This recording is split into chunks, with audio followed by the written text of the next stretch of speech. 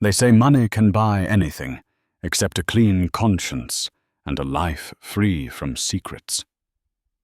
Alexander Caldwell, the dashing heir to the colossal Caldwell Industries, thought he had it all unimaginable wealth charm that could coax bankers into giving him more credit than he'd ever need, and the devotion of a beautiful wife who carried his heir. But in one reckless, passionate decision, he destroyed that picture-perfect life, marrying the intoxicating mistress who had dazzled him with promises of freedom and endless adventure. Little did Alexander know the real storm was about to start when his pregnant wife resurfaced with a truth more shocking than any rumor money could bury. Alexander Caldwell was born into a legacy of power and prestige. His grandfather, the late Sir Theodore Caldwell, had founded Caldwell Industries, specializing in luxury real estate developments across the globe. Through shrewd deals and bold expansions, the Caldwell family had seen their name etched into the pillars of high society. From a very early age, Alexander was groomed to inherit not just a fortune, but the heavy mantle of responsibility that came with it. Growing up in a palatial estate on the outskirts of Bel Air, Alexander's every whim was catered to by nannies, tutors, and attendants. Yet beneath the surface of opulence, he harbored an unquenchable thirst for admiration. By the time he was a teenager, he relished the spotlight and the sense of power it brought. He excelled in his studies, more out of a desire to keep up appearances than any innate academic zeal, and attended the prestigious Kensington Preparatory Academy, where he learned the art of public poise and etiquette. His father, Arthur Caldwell, was a stern man whose business acumen was respected, even feared across the industry. He taught Alexander that love was an illusion that could derail focus, and that forging a marriage was ultimately a strategic alliance. Alexander's mother, Cassandra Caldwell, represented the softer side of the family, though she was equally adept at navigating the labyrinth of high society politics. This dual dynamic at home bred in Alexander a curious ambivalence toward intimacy. He wanted genuine affection, yet feared its ability to weaken him. Despite these conflicting inner forces, Alexander carried himself with effortless grace. At 25, he earned an MBA from Columbia, having spent time interning at various Caldwell Industries branches across Europe. The internship experiences validated one fact: Alexander was an excellent negotiator and a visionary who thrived in high-pressure environments. Around this time, he met the woman who would become his first wife, Rebecca Norton, the only daughter of a respected federal judge. Rebecca had a serenity about her that drew Alexander in from the start. She brought him a gentle reprieve from his father's relentless demands. Together, they seemed the perfect match, both physically striking and socially astute, with enough mutual family connections to please even the most exacting of high society circles. They married in a lavish ceremony, attended by the political elite, Hollywood celebrities, and members of old money families. Their wedding made headlines, marking what tabloids called the merger of the decade. Publicly, they were a dazzling power couple, each an ornament of sophistication. But as the first few months of marriage passed, small cracks began to appear. Alexander found comfort in the chase of bigger deals, traveling more frequently for Caldwell Industries. Rebecca, increasingly lonely, tried to hold on to the idea that their love was solid. Before they reached their second anniversary, she became pregnant, a development that should have brought them closer together. Instead, it exposed the widening gap between Alexander's restless appetite for excitement and his wife's quiet devotion.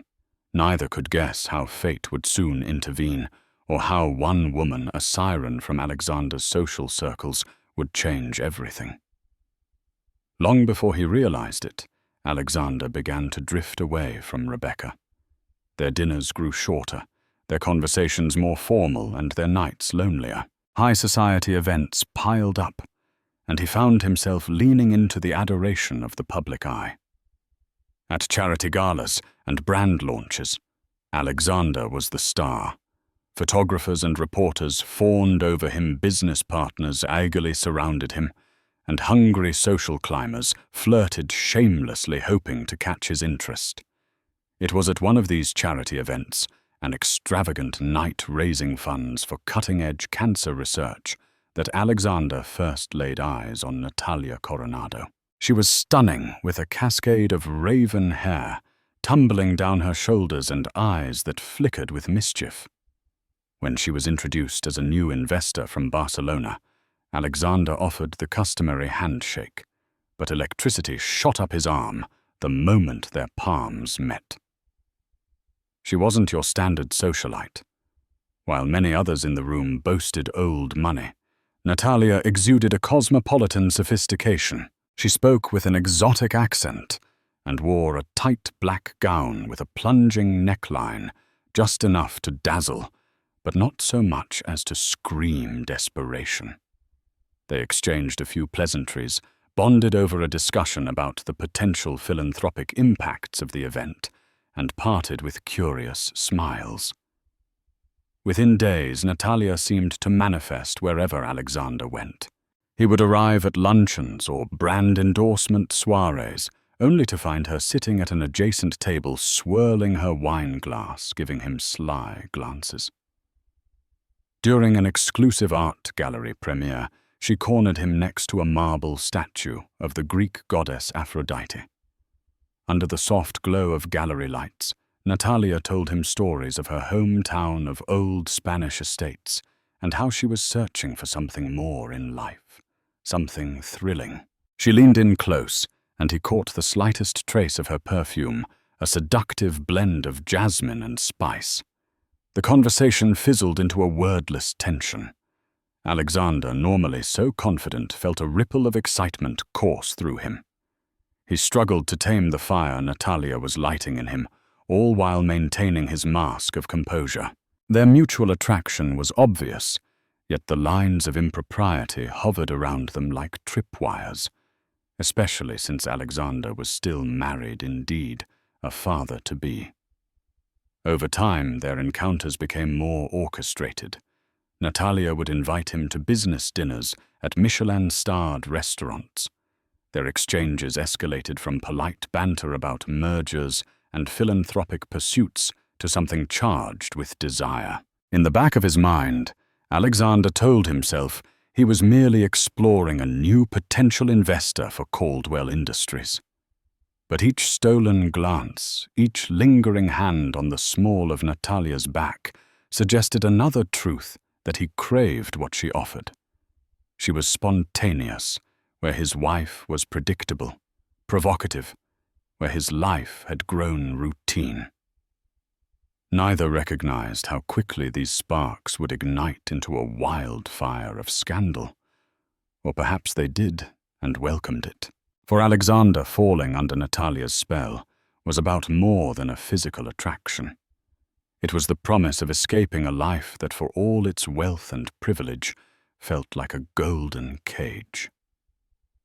The fateful shift came on a warm Saturday evening. Alexander and Natalia were in his private suite at the Caldwell Tower, a 60-story luxury complex that Caldwell Industries owned in downtown Los Angeles. Originally, the suite was reserved for top-tier business clients or visiting family members who needed a place in the city. That night, it became the secret rendezvous for a man edging toward betrayal. Candlelight flickered against the white leather couches, and the windows offered a sweeping view of the city skyline. Natalia turned on soft jazz, leaning back with a glass of Chateau Margaux, the faintest of smiles dancing on her lips, so she said, raising her glass to new beginnings. Alexander felt guilt stir inside him. He pictured Rebecca at home, waiting for him, perhaps placing a protective hand over her growing belly. In a moment of clarity, he nearly rose to leave, This was his chance to walk away, to salvage his marriage and his integrity. But Natalia slid closer, the scent of her perfume enveloping him. She lifted his chin, her eyes flashing with a heady mix of desire and confidence. The guilt turned into something else, a feverish intoxication that pushed every moral boundary aside. "New beginnings," he echoed, clinking his glass against hers, before taking a long sip. That night, they crossed the line. In the hush of dawn, as Natalia slept on the plush bedding, Alexander stared at the ceiling, grappling with the weight of his actions. He had broken the vows that the world had seen him take a vow to remain faithful to his wife. Yet an odd sense of thrill coursed through him. In the following weeks, he convinced himself that this affair was a phase, a fleeting fling, something that wouldn't last. But as the office grew busier, as the pregnancy advanced, and Rebecca's attention shifted to prenatal care, Natalia claimed more territory in Alexander's life. He found himself texting her late into the night. Instead of turning to his wife for warmth, he sought it in Natalia's whispered confessions and laughter. Their meetings at Caldwell Tower became more frequent, and soon Natalia was subtly moving in items of her own, an expensive hairbrush on the bathroom counter, a silk robe in the closet, expensive Spanish slippers by the bed. Meanwhile, Rebecca felt Alexander's absence acutely. The doctors had recently informed her that her pregnancy required extra care, bed rest for a few weeks, routine checkups for potential complications. She tried to reach out to her husband, only to find his phone on silent or forever in the hands of an overworked assistant. In truth, Alexander did feel pangs of concern. He'd send flowers sign extravagant get-well-soon cards, and vow he'd be by her side when the baby arrived. But the entanglement with Natalia took precedence in his mind, fueling his reckless sense of invincibility. All around him, rumors began to spread. Trusted staff at Caldwell Tower saw Natalia entering Alexander's private suite at odd hours. The hush of the corridors whispered with speculation. Photographers sometimes captured the two together at exclusive nightclubs. Alexander, in his arrogance, believed that with enough money and power, he could contain any scandal. But he failed to realize once rumors start swirling among the elite, they move with alarming speed. Soon the seeds of a very public downfall were sown. Rebecca Caldwell was as poised as any high society woman could be. But beneath her composed exterior, she trembled with concern. The changes in Alexander's behavior were impossible to ignore. He spent more nights away from home, answered fewer phone calls, and rarely accompanied her to the many prenatal visits her doctor insisted upon. Worse, the staff began acting strangely around her. She'd catch them exchanging discreet, pitying glances whenever she mentioned Alexander's name. One late afternoon, as a nurse drew blood for routine tests, Rebecca's phone buzzed with a text from an unknown number. Intrigued, she opened it. The message read, "I'm sorry you have to go through this. He's not being discreet." There's another woman. Photos exist. Her stomach flipped. She tried to maintain her composure, but her mind spiraled into every possible scenario. That evening she confronted Alexander, or attempted to. He had arrived home well past midnight, the whiff of perfume clinging to his collar. By then the house was dark, and Rebecca had been pacing the corridors for hours. Heart-pounding, she cornered him in the foyer. "Alexander," she began. Shakily, "Tell me what's going on. I can't keep pretending things are normal." He sighed, slipping off his blazer, eyes averted. "I've been busy with work, you know that. Launching new projects, endless investor meetings." His voice was tight, as though each word was carefully chosen to minimize confrontation. But Rebecca pressed on. "I got a text today," she said, "from someone who claims that you're having an affair." Alexander stiffened, his handsome features setting into a mask of indifference. "Rumors, that's all," he retorted, trying to sound casual. "You know how tabloids can be. Someone's jealous, or a competitor wants to smear me." She held his gaze. "I'm not interested in tabloids. I'm interested in the truth. I'm pregnant with your child, Alexander. I deserve honesty." For a fleeting moment, Alexander thought about confessing, if only to lighten the guilt that weighed on him. Yet fear of losing control and losing face kept him silent.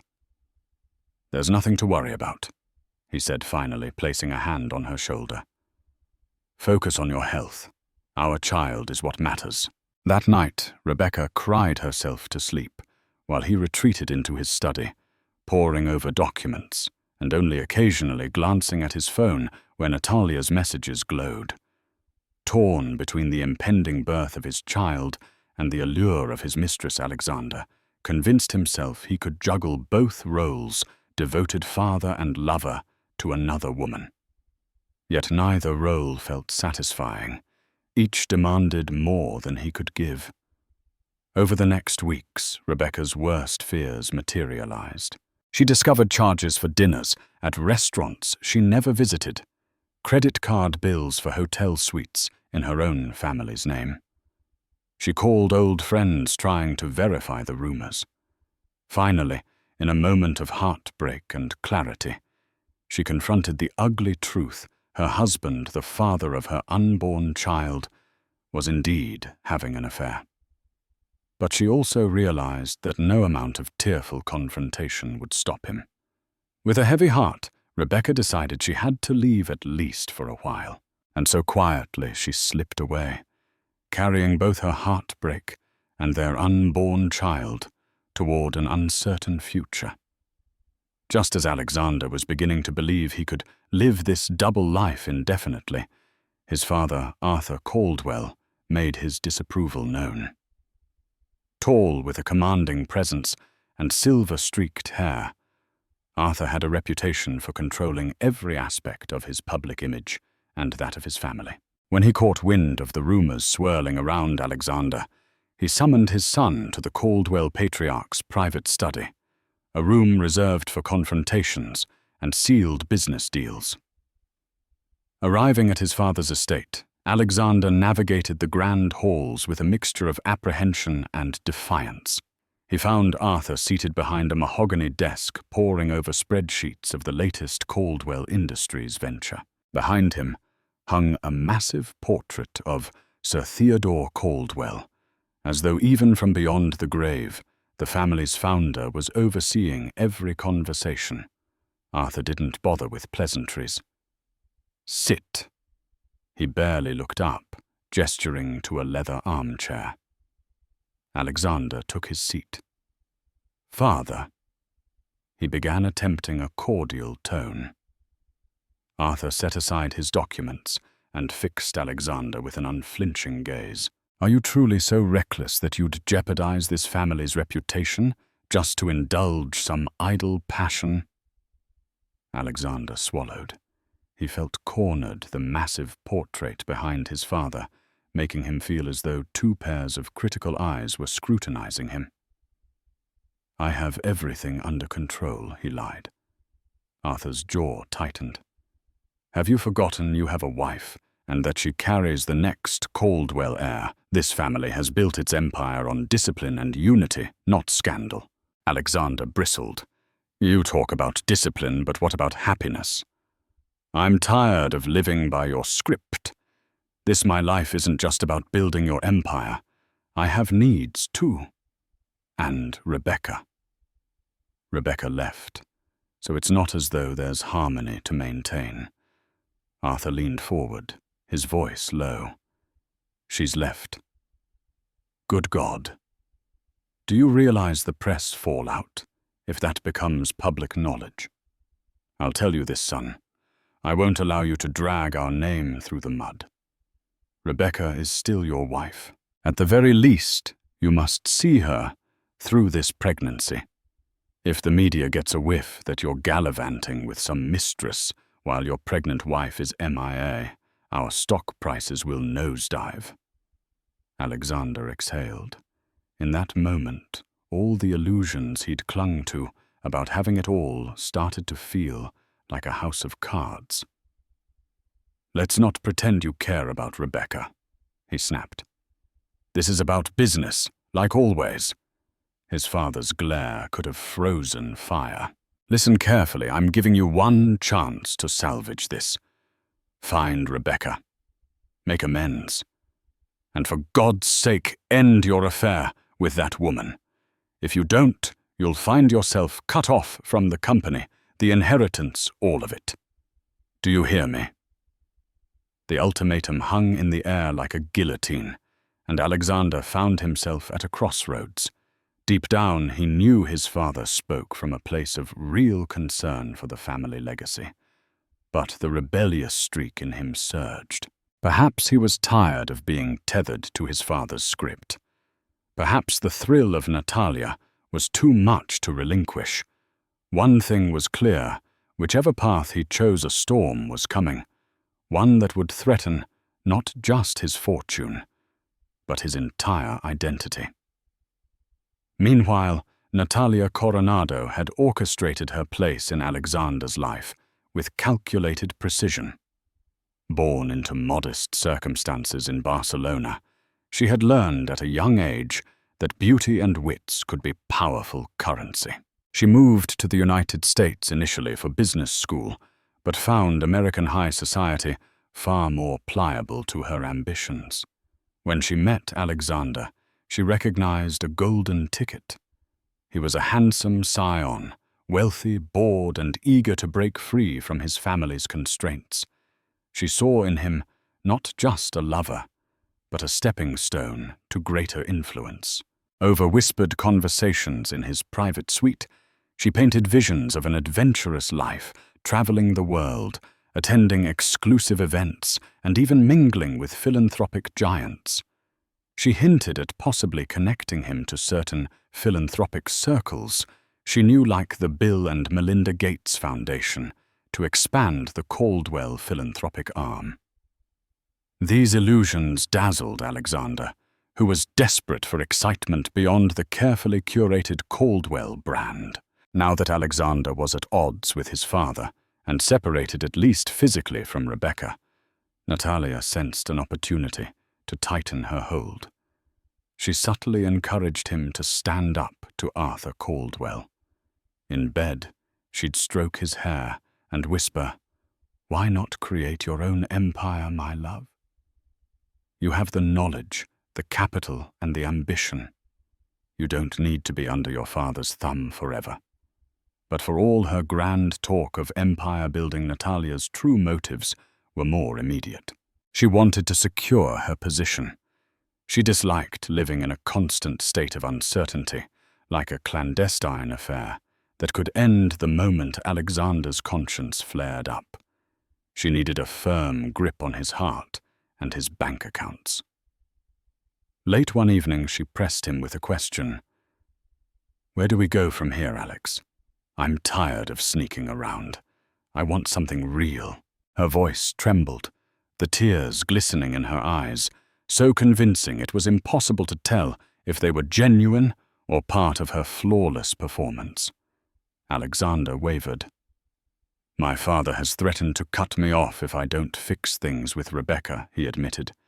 "He says the scandal will ruin our family name. Stocks will crash. We'll lose credibility with investors." Natalia let out a theatrical sigh, running her fingers through his hair. "Don't you see? This is emotional blackmail. You're a grown man, one of the shrewdest businessmen I've ever met. Start your own firm, or better yet, let's carve out a path that's ours, not Arthur Caldwell's." Her unwavering confidence seduced him. For so long, Alexander's identity had been tied to Caldwell Industries, his father's approval, and the unspoken expectations of high society. With Natalia, the possibility of independence and forging his own destiny seemed suddenly tangible. It was exhilarating and terrifying. In that moment, he made a critical decision. Defying his father's ultimatum, he would remain with Natalia. He would, he told himself, settle the business of his marriage soon enough. But for now, the lure of a new life drowned out the faint voices of conscience and loyalty. He took Natalia in his arms, silently, vowing that no one, not even Arthur Caldwell, would keep him from what he wanted. Neither realized how dire the consequences would be. In a shocking move that sent ripples through social media and mainstream news, Alexander decided to marry Natalia Coronado. The decision was as rash as it was scandalous. It began with Natalia unveiling a small velvet box containing a diamond-encrusted ring she had secretly purchased for herself, a demonstration of how certain she was that Alexander would commit. One look at her teary smile, her whispered vow that we can conquer anything together, and Alexander found himself proposing on the spot, forgetting that he was still legally married to Rebecca. The fiasco escalated quickly. A hush fell over even Alexander's close confidants when they learned of his plan. Some tried to reason with him. "Are you insane?" hissed his best friend, Damian Walsh, over the phone. "What about Rebecca and your unborn child?" But Alexander waved them off. He had convinced himself that Rebecca wanted nothing more to do with him. He also assumed the divorce paperwork would be a mere formality. Money could smooth over any legal complications, or so he believed. Natalia commandeered the wedding preparations. No time for a grand event, she decided, given the swirling rumors and the risk of paparazzi mania. Instead, they arranged a quick private ceremony on a lavish yacht off the coast of Malibu. Guests were few, mostly individuals from Natalia's circle, along with a handful of Caldwell Industries executives who still curried favor with Alexander. By design, the wedding day exuded exclusivity and secrecy, a hush-hush affair to keep the press at bay, at least until they were ready to make headlines on their own terms. Despite the improvised nature of the event, the yacht sparkled under the afternoon sun, decorated with white orchids and gold accents. Natalia wore a curve-hugging gown that accentuated her dramatic figure, while Alexander opted for an off-white linen suit, the Californian breeze tousling his dark hair. Vows were exchanged on the yacht's deck, with the sound of seagulls overhead and the rolling waves beneath them. In that moment, Alexander felt an odd sense of triumph, as if by taking this bold step, he was finally free from the shadows of his father and the obligations of a marriage that no longer existed in his mind. Yet even amid the toasts of champagne and the gentle sea air, a nagging feeling gripped him. This wedding lacked the warmth and authenticity of his marriage to Rebecca. There were no family members weeping with joy, no longtime friends relishing in a day of genuine celebration. Instead, a stiff formality pervaded the gathering. Strangers in designer sunglasses raised glasses to a union they barely understood. Within hours, the news broke online. Social media exploded with disbelief. Alexander Caldwell weds. Mistress, while still married, read one salacious headline. Another paper wrote, "High society heir commits bigamy." Or did he secure a quickie divorce? The Caldwell name was officially thrown into public scandal, overshadowing any illusions of discreet grandeur. By nightfall, Arthur Caldwell had left dozens of furious messages promising to disown Alexander if he didn't reverse this course. But Alexander tuned them out. He was for now newly and brazenly married to a woman he believed embodied his long-craved freedom. If only he had known that his original wife, Rebecca, was about to re-emerge in a way that would shake him to his core. News of Alexander's yacht wedding reached Rebecca Caldwell while she was quietly residing in a remote beach cottage just outside Santa Barbara. She had taken refuge there, supported by her close friend Catherine, a psychologist who had offered a safe space. The day the scandalous headlines hit, Rebecca felt numb. Her fears and suspicions had been validated far more publicly than she ever anticipated. Once she had loved Alexander fervently, believing in the warmth hidden beneath his cultivated poise. Now he had shattered that trust in one final spectacular betrayal.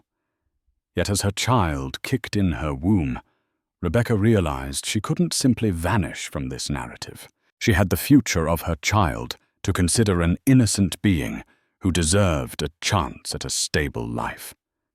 Ignoring her heartbreak, she consulted her family's longtime lawyer, Mitchell Rollins, a seasoned attorney known for his tenacity. When Mitchell heard the details, Alexander's bigamy, the public fiasco, the compromised well-being of Rebecca, his anger matched hers. "This is outrageous," Mitchell fumed. "No one can just step over you like that. We need to protect your rights and the rights of your unborn child. There are significant assets at stake." So days later, Rebecca re-entered Los Angeles, bracing herself for the media circus. She checked into a discreet 5-star hotel under an assumed name. With Mitchell at her side, she scheduled a crucial meeting with Caldwell family advisors to discuss paternity issues, custody rights, and the marriage fiasco. Mitchell warned her that this would be an uphill battle. Alexander might claim you abandoned him, or that the marriage was already dissolved. We have to be prepared. In a stroke of dramatic timing, Rebecca's re-emergence coincided with a fundraising gala that Caldwell Industries was hosting for a children's hospital, an event that Alexander and Natalia were expected to attend. Fueled by Mitchell's strategic sense of theatrics, Rebecca decided to appear at the gala. It would serve two purposes: publicly asserting her rightful position and forcing a direct confrontation with Alexander that no press outlet could ignore. The gala was a grand affair, set in an opulent ballroom with crystal chandeliers and velvet drapes. Guests sipped champagne, murmuring about the swirling rumors regarding the Caldwell heir. When Rebecca arrived, her baby bump visible under a flowing emerald gown, the crowd parted as if parted by an invisible hand. Gasps and whispers followed. "She's back. And she's pregnant." Cameras clicked furiously. At the far end of the room, Alexander turned pale at the sight of his wife, who was still legally his wife, despite his questionable new vows to Natalia. Natalia clutched his arm, her eyes narrowing in annoyance or perhaps fear. Rebecca walked straight up to them, her expression poised but unyielding. The hush that fell over the ballroom was absolute. "I think," Rebecca said calmly, voice trembling but determined, "we have a few things to discuss." In that moment, everyone sensed that the calm was only momentary, a brief stillness before the storm truly broke. Alexander couldn't find his voice as he stared at Rebecca. For a few agonizing seconds, he was transported back to the early days of their marriage, when he'd sworn to protect her smile at all costs. The memory clashed violently with the reality of Natalia standing possessively at his side, the ring on her finger glinting under the chandelier lights. Rebecca broke the silence. "Alexander, we need to talk privately." A flush crept over Natalia's cheeks. "Anything you have to say to him, you can say in front of me," she snapped, trying to project a confidence that wavered in the face of Rebecca's calm. Mitchell Rollins stepped forward from the crowd. "I'm afraid the law disagrees," he said coldly. "There are urgent matters of paternity and marital status here." Alexander glanced at Natalia, who tightened her grip on his arm. Finally, he shrugged free and followed Rebecca and Mitchell into a secluded alcove near the rear of the ballroom. Glancing over her shoulder, Rebecca noticed Natalia glaring after them, but for once, she didn't care. Once out of earshot, Mitchell leveled a steely gaze at Alexander. Your hasty marriage to Miss Coronado is legally questionable. That, however, is just the start. Rebecca's pregnancy is nearing its final term.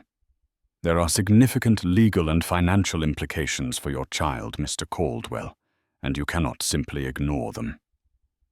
Rebecca inhaled, fighting the tremor in her voice. I didn't come here to beg, she said. I came because our child deserves a father who at least acknowledges them. And I need to know, are you going to face your responsibilities, or are you going to keep playing games for the cameras? Alexander ran a hand through his hair, eyes lowered. Of course I care about the baby, Rebecca, he muttered, guilt warring with confusion. But Natalia and I, things have changed. Have they? Mitchell interjected sharply. Because let me remind you, in the eyes of the law, you're still married to Rebecca. That means your union with Ms. Coronado is not recognized. Further, any attempt to block or deny paternity for your child could result in a lengthy legal battle that could damage Caldwell Industries far more than your father ever threatened. Alexander's heart pounded. He tried to remember the defiance that had led him to Natalia, but the mention of his unborn child made him feel unsteady. Had he become the kind of man who turned his back on his own flesh and blood? Rebecca's voice softened. I'm not seeking to ruin your life, Alex. But you've put me in a position where I have to fight for our child's future. And her voice broke slightly. I loved you once. I won't let you strip me of my dignity. In that moment, a flash from a camera startled them. A rogue reporter had snuck in. Alexander's eyes flickered, and he realized how precarious his situation was. One wrong move, and the entire narrative, his marriage, fatherhood, and business reputation, would disintegrate under public scrutiny. He looked at Rebecca's determined face, then at Mitchell's grim resolve. For the first time, he truly understood that he was on the brink of losing everything. The day following the gala, the media had a field day splashing headlines about the scandalous Caldwell love triangle across tabloids and evening news. Fans of celebrity gossip sipped lattes in trendy cafes, whispering about how Alexander had brazenly wed another woman, while his pregnant wife had seemingly vanished into thin air, only to reappear in dramatic fashion. Caldwell Industries' stock took a noticeable dip, triggered by the uncertainty swirling around the family's reputation. Alexander faced a barrage of confrontations. His father, Arthur Caldwell, summoned him again, this time to the Caldwell Industries headquarters. The tension was palpable as Alexander stepped into the executive conference room. Portraits of the company's founders and family members lined the walls, each face silently judging him. Have you lost your mind entirely? Arthur hissed. You've not only disobeyed me, but you've invited a scandal that's crashing our share prices. Do you understand the ramifications for our investors? Alexander, having spent a sleepless night reckoning with his conflicted feelings, merely responded, It's not just about the company. We're talking about real people, Rebecca, and now Natalia. My child is due soon. I need time to think. But Arthur dismissed the notion of personal reflection. You don't have time, boy. You either fix this or watch our empire crumble.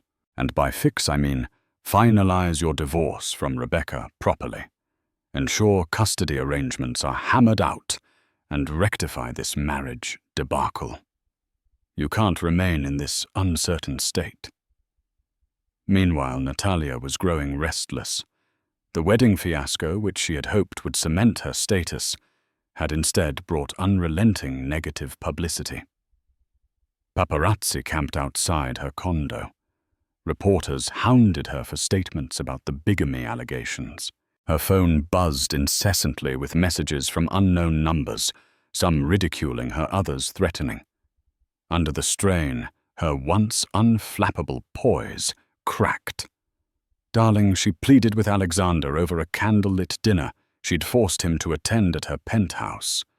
I can't live like this. It's a PR nightmare. My business prospects are drying up. Your father is sabotaging my opportunities. We need a strong public statement affirming our marriage, or you need to handle this with Rebecca. Alexander stared into the flickering candlelight, remembering how certain and exhilarating Natalia had once seemed. Now she wore the worry of someone who might lose everything, and he couldn't deny that her desperation unsettled him. Yet a part of him felt an odd sense of loyalty to Rebecca, his first love, the mother of his child. Could he really cast her aside in favor of a union he'd rushed into under the heat of passion and rebellion? Across town, Rebecca and Mitchell were assembling a legal strategy. Rebecca felt worn and drained, her pregnancy nearing its final weeks, but her resolve hadn't waned. She needed to ensure her child's security, financially and emotionally. She also fought against the part of her heart that still yearned for the old Alexander, the man who used to make her laugh with silly jokes at dinner parties. But that man seemed lost behind the facade of an empire. With each passing day, the Caldwell saga became more than a personal tragedy. It morphed into a public spectacle where everyone from business moguls to gossip columnists waited with bated breath to see which side Alexander would choose. And in the eye of the storm stood a baby, not yet born, whose future hung precariously on its father's next move. Just a month before Rebecca's due date, she stood at the threshold of Alexander's private suite in Caldwell Tower. The location wasn't her choice. Mitchell had arranged it, citing privacy and a neutral setting away from the media circus. Still, her heart pounded as she waited for the security detail to buzz her in. When the doors opened, she stepped inside, her silhouette framed by the bright corridor behind her. The suite was immaculate, almost cold. It bore no traces of the life they once shared. No family photos, no shared memories, just minimalist luxury and towering windows framing the glittering Los Angeles skyline. Alexander was already there, pacing near the bar. His suit jacket was off sleeves, rolled to his elbows, tension radiating from every movement. Natalia wasn't present, a condition Mitchell had insisted upon. Nearby, Mitchell quietly arranged papers on the marble table, his face unreadable. Rebecca entered slowly, one hand resting on her swollen belly. She looked calm, composed, but her eyes revealed everything. Pain, disappointment, exhaustion. "I need clarity, Alex," she said softly but firmly. "Not just for me. For our child. We can't keep drifting in limbo like this." Alexander turned, startled slightly by her presence, despite expecting her. For a moment he said nothing, just stared. Really stared at her. She looked radiant and tired all at once, the soft glow of pregnancy tinged with the emotional bruises of betrayal. He swallowed hard, guilt clawing at his throat. "I know," he said, voice low. "I'm sorry, Rebecca. I never meant for things to unravel like this." He rubbed his temple, finally sitting down across from her. "It just spiraled." Mitchell cleared his throat and began laying out the formalities. Custody proposals, child support agreements, estate protections for the unborn child. But the room was already full with unsaid things, with emotions that couldn't be captured in legal language. As Mitchell spoke, Rebecca blinked slowly, holding back the sting of tears. "How did we get here, Alex?" she asked, voice cracking slightly. "We had something real. I believed in us. In you." Do you even remember how we used to talk about names for our children at that vineyard in Napa? You said you wanted a daughter named Elise. Alexander's breath caught in his throat. That memory came rushing back, her laughter under the stars, their fingers intertwined on a soft picnic blanket. His eyes dropped to the table. I remember, he whispered. I remember all of it. Rebecca's voice trembled. Then why wasn't that enough? He looked up, shame flashing across his face. Because I was afraid of being ordinary, of being trapped in a role my father designed. Natalia, she made me feel like I could break out of that. She offered escape. And I mistook that for freedom. Rebecca let the silence stretch. The baby kicked, and she instinctively placed both hands on her belly.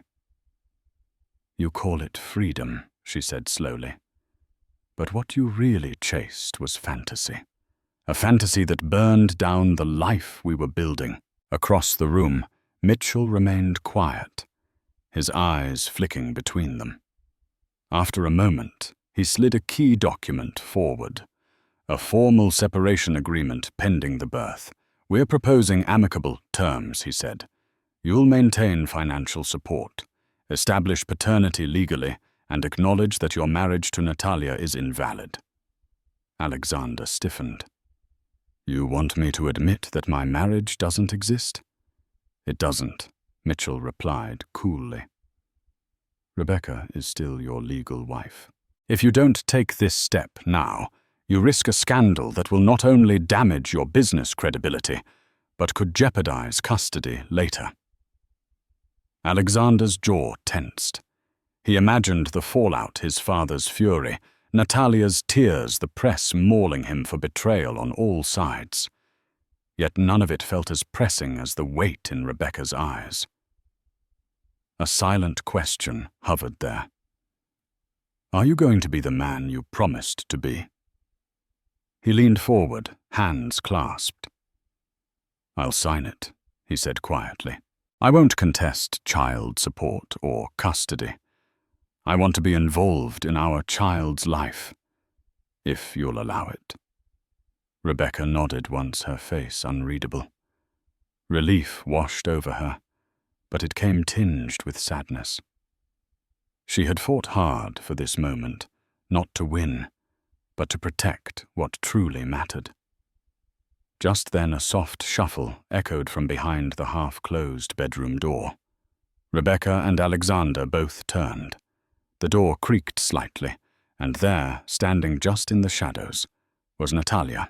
She had come unannounced, no doubt, hoping to plead with Alexander after the meeting. But instead, she had overheard everything. Her eyes shimmered not with tears, but with fury held in check by sheer force of will. She stepped forward, arms crossed, her voice a whip of venom. So this is how it ends. Alexander stood up quickly. Natalia. I told you not to come today. Rebecca stood too, but not out of confrontation, more out of instinct to shield her child from the bitter storm gathering in the room. Natalia's gaze flicked between them. I see. The dutiful father act. The tragic wife. How convenient for you, Alexander. All this contrition now that your empire's cracking. Natalia, Alexander said sternly. This is not the time. No, she snapped. Because from where I'm standing, you're choosing the scandal that looks safer. But don't think I'll just vanish quietly. Before anyone could respond, she turned on her heel and stormed out, the echo of her stilettos like exclamation marks in the marble hallway. Rebecca let out a shaky breath. You need to clean this up, Alex. For real. No more secrets, no more masks. I will, he said. For the baby. And for everything I destroyed. And as the door closed behind her, Rebecca knew that while the confrontation was done, the consequences were just beginning. In the aftermath of the confrontation, the Caldwell Tower no longer felt like a sanctuary to Alexander. It felt like a cage. The walls whispered of choices he couldn't undo, and each echo reminded him of what he'd lost.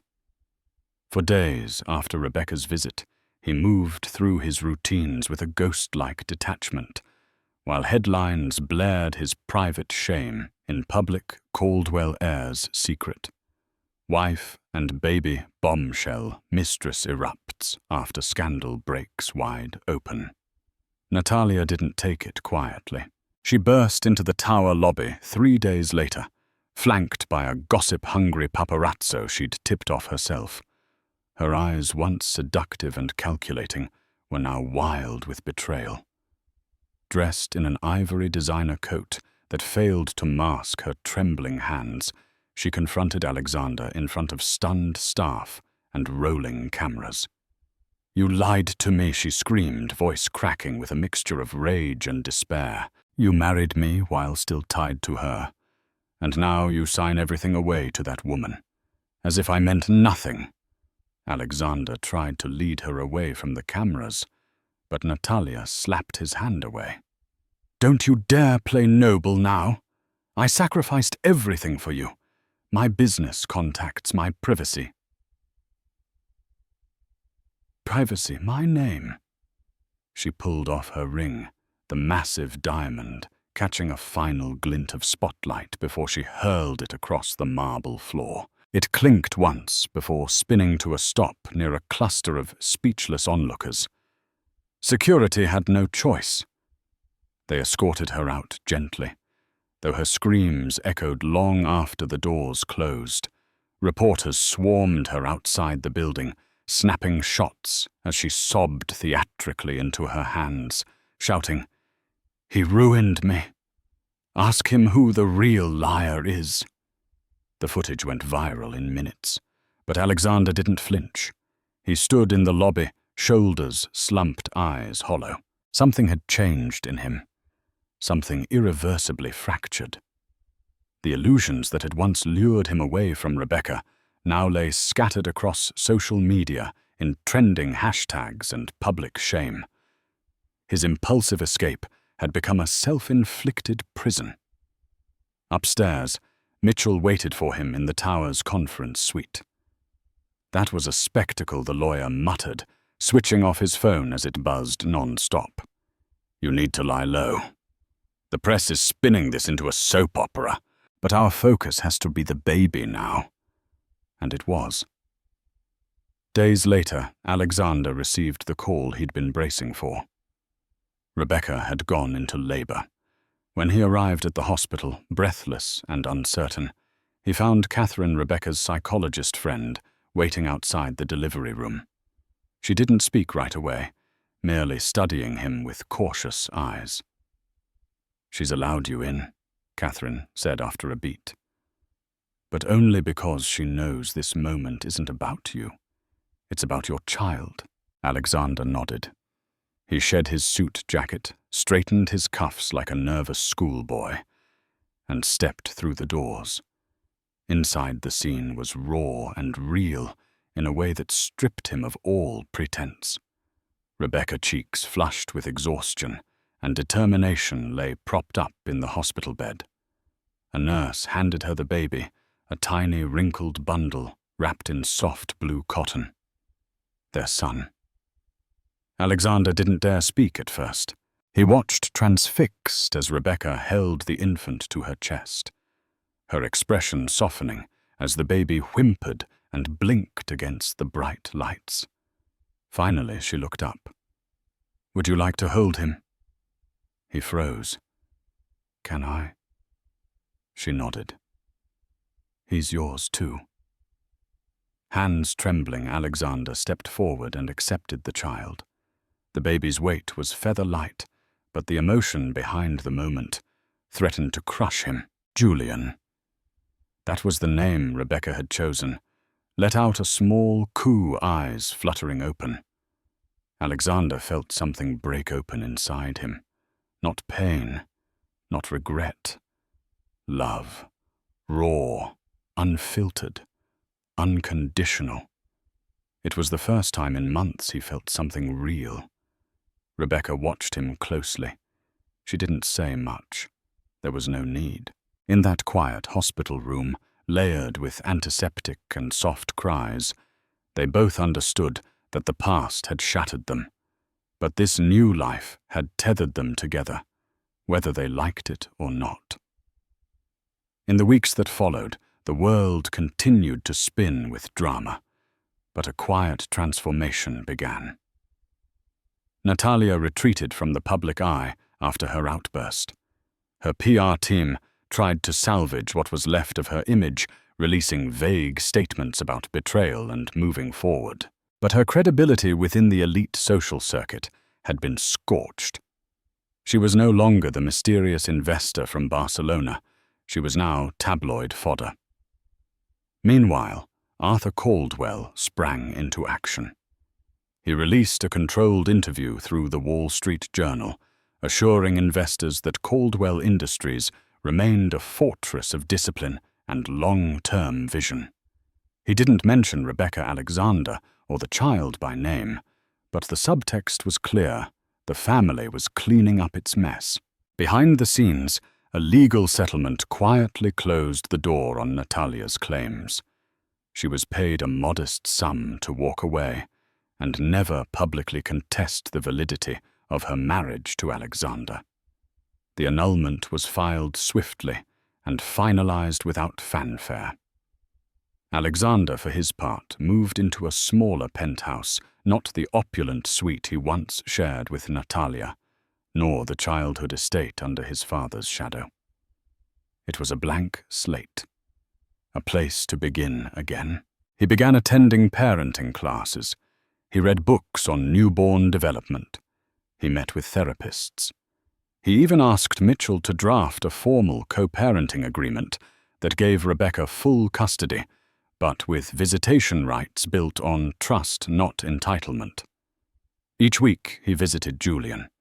He changed diapers. He sang lullabies. He kissed the tiny curls atop his son's head and whispered apologies he didn't know how else to give.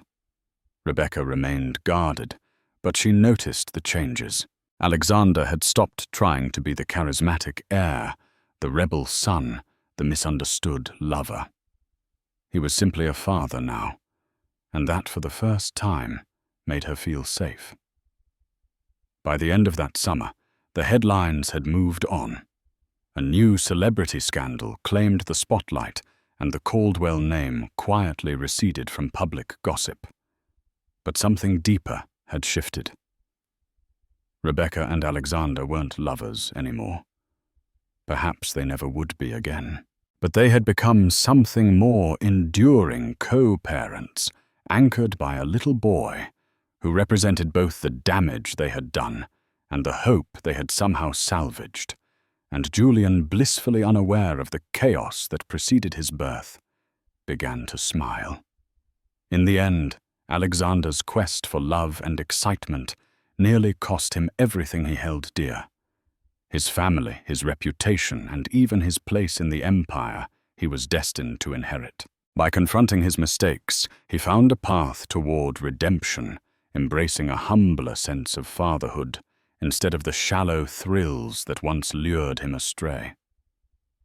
Rebecca, though bruised by betrayal, discovered inner strength and chose to fight for her child's rightful future. Their harrowing journey, filled with scandal, heartbreak, and high-stakes drama, finally arrived at a hopeful crossroads, a reminder that even amid life's darkest twists, every ending can become a beginning. If this dramatic story of betrayal, redemption, and the unstoppable power of a mother's love kept you on the edge of your seat, don't forget to show your support. Like this video if you enjoyed the twists and turns, share it with friends who crave scandalous high society tales, and subscribe to our channel for more captivating stories that will keep you guessing until the very last word. Your engagement helps us continue creating content you love. So hit that subscribe button and stay tuned for more drama intrigue and unforgettable characters.